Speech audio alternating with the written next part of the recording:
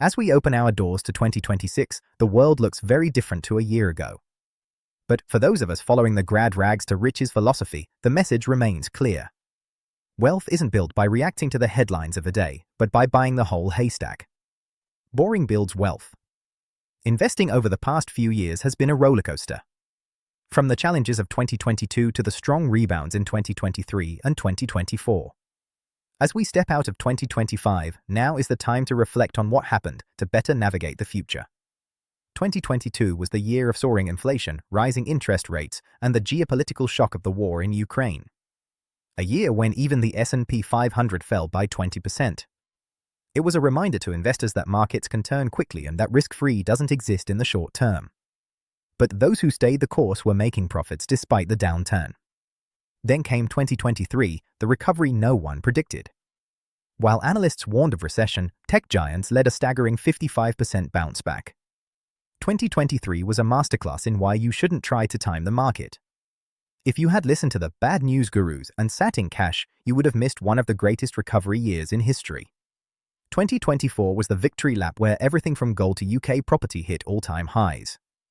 Inflation began to normalize, and while the cost of living remained a reality for many, the asset-rich saw their wealth compound at an incredible rate. Then we hit 2025.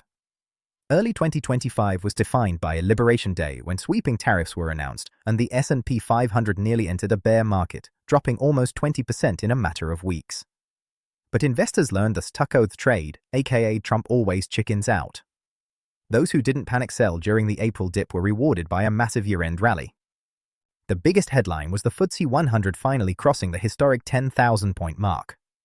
The Vanguard FTSE 100 fund finished the year up an amazing 26%, whilst the Vanguard Global Index Fund finished up 14% on the year.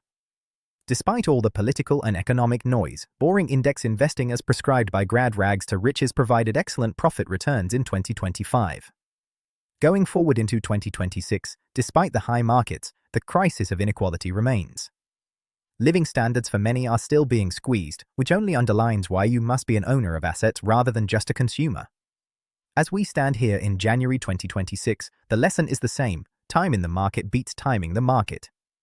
Stick to the 3 simple steps: automate your investments into your LISA, ISA, or pension, use low-cost, diversified global index funds, and most importantly, switch off the news and go enjoy your life.